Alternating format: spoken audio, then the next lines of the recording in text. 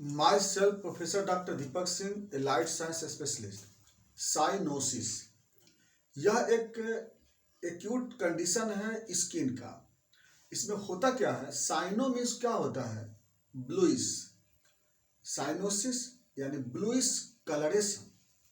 Bluish coloration of skin and mucous membrane due to disorders of oxygen and CO2 known as cyanosis.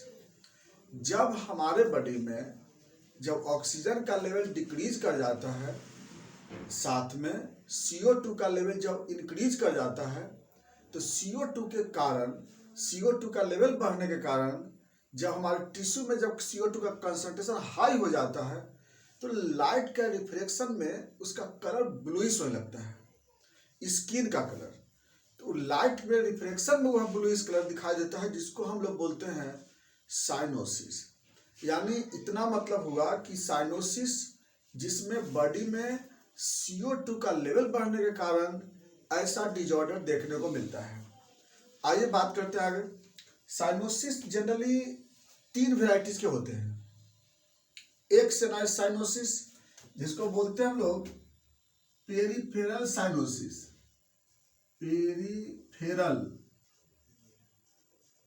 Peripheral cyanosis किसको बोलते हैं, यानी कि bluish colouration हुआ है, लेकिन कहाँ पे हुआ है, फिंगर पे, पाम, सोल।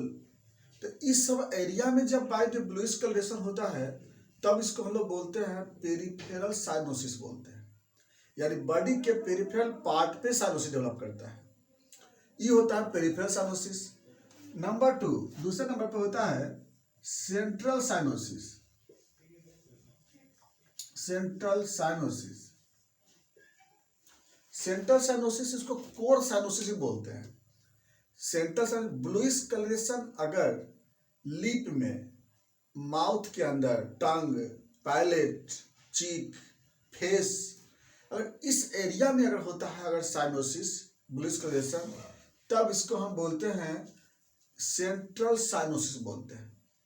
कभी कभी यह साइनोसिस एब्डोमेन पे मिलता है, बैक में मिलता है, यह भी सेंट्रल साइनोसिस में ही आता है। ये तीसरे नंबर पे आता है मिक्स्ड का मतलब क्या होता है कि इसमें पेरिफेरल में भी साइनोसिस होगा और सेंट्रल में भी होता है, यानी एक साथ दोनों जगह मिलता है जब साइनोसिस, तब उसको बोलते हैं मिक्स्ड साइनोसिस बोलते हैं। और एक जो अलग वेराइटीज के जो होते हैं, चौथे नंबर पे भी कहीं कहीं पे दिया रहता है ये चीज कि साइनोसिस बाय अदर पिगमेंटेशन, किसी दूसरे पिगमेंटेशन के कारण जब डिस्कलरेशन हो जाता है, ब्लूइश कलरेशन, तो इसको लोग बोलते हैं साइनोसिस बाय अदर पिगमेंटेशन। जैसे मेथ हीमोग्लोबिन वगैरह में क्या होता है कि अलग तरह से वहां पे साइनोसिस हो जाते हैं। तो इस तरह से साइनोसिस को अगर हम लेके चलेंगे तो 4 वेराइटीज के हो सकते हैं, लेकिन ऐसे मेनली 2 वेराइटीज के ज्यादातर मिलते हैं। एक मिलेंगे पेरिफेरल में मिलेगा, दूसरा सेंट्रल मिलता है। तो यह हो गया साइनोसिस के टाइप। अब हम बात करते हैं कि आखिर ये हुआ कैसे, साइनोसिस क्यों हो जाता है। तो ये जो 3 को जो ऊपर में बताया गया है, पेरिफेरल में, सेंट्रल में और मिक्स्ड में, इसका मेन रीजन है कि बॉडी में CO2 का लेवल बढ़ जाता है। CO2 का कंसंट्रेशन अगर बॉडी में इंक्रीज कर जाता है, नॉर्मल कंसंट्रेशन 40 से क्या होता है 40 to 50 mmHg तक मैक्सिमम होता है ये। यानी नॉर्मल में ये CO2 जो होता है, ये मैक्सिमम जो होता है 40 से लेकर के और 50 mmHg तक होता है ये। अगर ये CO2 का कंसंट्रेशन जो पार्शियल प्रेशर बोलते हैं, अगर ये ज़्यादा हो जाता है, यानी 50 mm से जो ज़्यादा हो जाता है बॉडी में, तब इस कंडीशन में क्या होता है कि जो स्किन का कलर है या म्यूकस मेम्ब्रेन का कलर है सॉरी, तो ये कैसा हो जाता है, ये आपको ब्लूइश कलर के अपीयर हो जाता है। कब, जब CO2 का लेवल सेल में, टिश्यू में जब इसका लेवल बढ़ जाता है तब सॉरी। तो अब बात करते हैं कि होने का रीजन क्या हुआ। मेन क्या समझे इसमें लोग कि कार्बन डाइऑक्साइड का लेवल इस बॉडी में बढ़ जाता है। अब हम लोग बात करते हैं कि आखिर क्यों होता है ऐसे। साइनोसिस का रीजन क्या है? तो साइनोसिस होने का रीजन, चूंकि हम लोग पहले से बात करते हैं कि इन्वायरमेंटल एयर की बात पहले चले, तो सबसे पहले बात होता है कि अगर इन्वायरमेंट में ही अगर सपोज दैट कि ऑक्सीजन कम है और वहाँ पे CO2 का लेवल हाई है, जैसे ज़्यादातर क्या होता है कि नाइट के केस में बहुत ऐसे एरिया में CO2 का कंसंट्रेशन हाई हो जाता है, तो उस केस में क्या होता है कि इन्वायरमेंटल ऑक्सीजन डिक्रीज करने से और इन्वायरमेंट में CO2 का लेवल बढ़ जाने के कारण यह कंडीशन डेवलप करता है। जैसे कोई पर्सन रूम में सो जाता है, रूम पूरा बंद कर करके, जैसे वेंटिलेशन वगैरह भी नहीं होता है, और उसमें कुछ जला भी लेते हैं, जैसे कभी कभी मोमबत्ती जला लेते हैं या फिर कोई दिया जला लेते हैं, तो उसमें क्या होता है कि ये भी क्या होता है ना कि इन्वायरमेंट में CO2 कंसंट्रेशन क्या हो रही है, इसमें हाई हो रही है। तो ये कंडीशन बनता है। नंबर 2, अगर हाई एल्टीट्यूड पे जाने पर, अगर ऊंचे जगह पे जाने पे क्या होता है कि एटमॉस्फेरिक प्रेशर क्या होता है वहां पे डिक्रीज कर जाता है। हाई एल्टीट्यूड पे क्या होता है कि एटमॉस्फेरिक प्रेशर लो रहता है, तो उसके कारण भी क्या होता है कि साइनोसिस बनता है।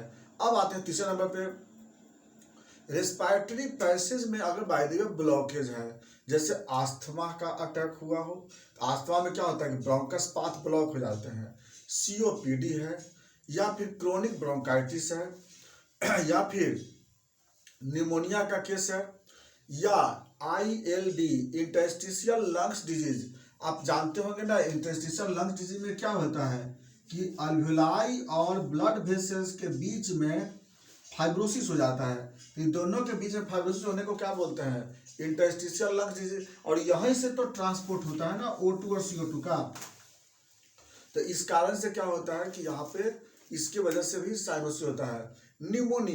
निमोनिया में क्या होता है कि चूंकि अल्वेलाई में फ्लूइड भर जाता है, अब फ्लूइड जब भर जाए तो क्या होगा, इसमें भी CO2 का जो है ना मूवमेंट, जो ट्रांसपोर्टेशन एक्सचेंज नहीं होता है, तो यह भी एक कॉज होता है क्या चीज का, निमोनिया भी आपका हो गया क्या चीज में, साइनोसिस होने का कारण बनते हैं। अब बात करते हैं आगे, अगर रेस्पिरेटरी फेलियर हो रहा है, लंग्स कोलैप्स कर गए हैं, लंग्स अब्सेस है, ये सारे केस में साइनोसिस मिलता है। इसके बाद अब आते हैं अगला कॉज होता है इसमें कार्डियक डिजॉर्डर्स। अगर बाय द वे किसी पेशेंट का अगर एट्रियम सेप्टम डिफेक्ट है, तो एट्रियम सेप्टम डिफेक्ट होगा तो उस केस में क्या होगा कि बॉडी में CO2 का कंसंट्रेशन हाई होगा, या वेंट्रिकुलर सेप्टम डिफेक्ट है, या फिर पेटेंट डक्टस आर्टियोसिस है, तो इसमें भी आपके बॉडी में CO2 का कंसंट्रेशन हाई होता है। अगला होता है स्टिमुली एक्सरसाइज, या फिर अगर बॉडी में इलेक्ट्रोलाइट की कमी हो जाता है तो उसके कारण CO2 बॉडी से बाहर रिमूव नहीं होते हैं। इसके बाद अगला होता है अगर प्लाज्मा का लॉस ज़्यादा हो गया, अगर ब्लड लॉस कर जाता है, या सीवियर एनीमिया है, ये सारे केस में क्या होगा कि बॉडी में CO2 का कंसंट्रेशन हाई होने लगता है, क्योंकि सारे केस में जो CO2 होता है बॉडी से बाहर नहीं निकलता है। तो इतना कॉज देख लिए, सब क्या है ना कॉज है। इसके बाद कुछ कॉज आता है, जैसे कि एस्फाइक्सिया न्यूरोटोलम, जो बच्चा जन्म लेता है उसमें भी क्या होता है कि यहाँ पर रेस्पिरेटरी फेलियर होने के कारण, ब्रेन डेवलप नहीं होने के कारण, या रेस्पिरेटरी मसल कमजोर होने के कारण भी यहाँ पर साइनोसिस मिलता है। कभी कभी अगर डायफ्राम का अगर डिजॉर्डर्स हो, डायफ्राम में अगर कोई मसल्स का डिजॉर्डर्स आता है, जैसे DMD का केस हो, या मस्कुलर डिस्ट्रॉफी का डिजॉर्डर है, या फिर सपोज दैट पोलियोमाइलाइटिस का अटैक है, ये सारे केस में डायफ्राम वर्क नहीं करता है। तो डायफ्राम जब वर्क नहीं करेगा तो उस केस में क्या होगा, यहाँ भी बॉडी में CO2 का कंसंट्रेशन हाई होता है। अगला होता है कोस्टल मसल डिजॉर्डर। अगर लंग्स का कोस्टल मसल अगर काम नहीं करेगा तो उस केस में क्या होता है, चेस्ट एक्सपैंड नहीं होता है, और इसमें भी क्या होता है ना कि साइनोसिस, यहाँ पे CO2 का कंसंट्रेशन हाई होता है। तो ये सब देख रहे थे, ये सब क्या है ना कि CO2 का कंसंट्रेशन बॉडी में हाई होने का रीजन सब है। बात करते हैं इसके सिम्टम साइन पे, क्या होता है, यह तो खुद अपने आप में एक साइन है साइनोसिस। फिर भी ऐसे तो बताया ना कि पेरिफेरल में होगा तो जनरली क्या होगा कि फिंगर वगैरह में क्या होगा, वहाँ पे ब्लूइश कलरेशन हो गए, सेंट्रल में होगा तो लिप वगैरह में ब्लूइश कलरेशन होता है, ज़्यादातर तो लीप वगैरह में होता है ना कि ऑक्सीजन, जब इन्वायरमेंटल ऑक्सीजन कम हो जाता है तो जल्दी मिलता है वहाँ पे। और यहाँ पे जो हैंड वगैरह में क्या होता है ना कि यहाँ पे ज़्यादा कारण होता है आर्टरी और ब्लॉक हो जाने पे। एक कारण जो हम बताए थे यहाँ पर कि जैसे कि साइनोसिस बाय पिगमेंटेड सब्सटेंस के कारण, जैसे मेट हीमोग्लोबिन एक होता है कंडीशन कि जब इंटर टाइम में जब रहता है बच्चा तो उसमें क्या होता है कि जो आयरन होता है ना वो ऑक्सीडाइज कर जाता है, तो फेरस से फेरिक में चेंज कर जाता है, जिस कंडीशन को बोलते हैं मेट हीमोग्लोबिन बोलते हैं। और यह आरबीसी जो ब्लू कलर का हो जाता है, तो यह जो ब्लू कलर का आरबीसी हमारे क्यूटेनियस में जाकर के डिपॉजिट कर जाता है, जिसके बाद स्किन के कलर को ब्लू कर देता है। तो यह कंडीशन क्या बोलते हैं, coloration, cyanosis by abnormal colour. तो ये भी होता है। तो अब बात करते हैं सिम्टम साइन पे। तो नॉर्मल बताया ना कि ये तो अपने आप में खुद में एक साइन है ये, लेकिन फिर भी इसके साथ क्या हो सकता है, तो इसके साथ साथ आपको क्या मिलेगा, blurred vision, vertigo, faintness, heaviness in head, उसका headache, palpitation, pulse rate increase, respiration rate increase, blood pressure इसमें फॉल कर जाएगा, यूरिन फॉर्मेशन डिक्रीज कर जाएगा, इसमें यूरिन बनेगा नहीं इसमें। इसके बाद हो सकता है कि बॉडी में इफ्यूजन या फिर ओडिमा भी मिल सकता है। तो जनरली ये सब कॉमन सिम्टम आपको मिलते हैं। इसके साथ साथ आपको आगे मिलेगा डिजनिया हो सकता है, शॉर्ट ब्रीदिंग हो सकता है, सफोकेशन हो सकता है, यह भी आपको इसके साथ साथ सिम्टम अपेयर होता है। बात करते हैं कॉम्प्लिकेशन का। साइनोसिस में क्या होता है ना कि मल्टी ऑर्गन फेल कर जाता है, जैसे ब्रेन फेलियर हो जाएंगे, लिवर फेलियर हो जाएगा, ये सब मेटाबॉलिक डिजॉर्डर हो जाएंगे बॉडी में। इसके बाद एसिडोसिस हो जाता है, यानी कि बॉडी का जो ब्लड का जो पीएच होता है वो डिक्रीज कर जाता है। अब बात करते हैं इसके इन्वेस्टिगेशन पे। तो हम जांच क्या कराएंगे, इसके लिए हम लोग पल्स ऑक्सीमीटर जांच करते हैं, तो इसमें आपको ऑक्सीजन डिक्रीज मिलेगा। नंबर 2 हम लोग अगला जांच क्या कराते हैं, एबीजी, आर्टेरियल ब्लड गैस करते हैं। तो आर्टेरियल ब्लड गैस कराने पे क्या होगा कि उसमें O2 डिक्रीज रहेगा और CO2 बाहर रहता है, और ब्लड का पीएच भी उसमें क्या होता है, घट जाता है, डिक्रीज कर जाता है। इतना जांच करते हैं। इसके बाद हम लोग एसोसिएट जांच करने के लिए चेस्ट एक्सरे करा के देख सकते हैं, इको कार्डियोग्राम करा के देख सकते हैं। यह है मेरा इसका इन्वेस्टिगेशन। बात करते हैं इसका ट्रीटमेंट पे। ट्रीटमेंट इसका क्या होता है कि हम लोग SBC सोडियम बाइकार्बोनेट इन्फ्यूजन करते हैं और प्लस चेस्ट फिजियोथेरेपी कराते हैं, और अगर जो कॉज होता है उसके अनुसार हम लोग पेशेंट को इलाज करते हैं डायग्नोसिस देखने के साथ।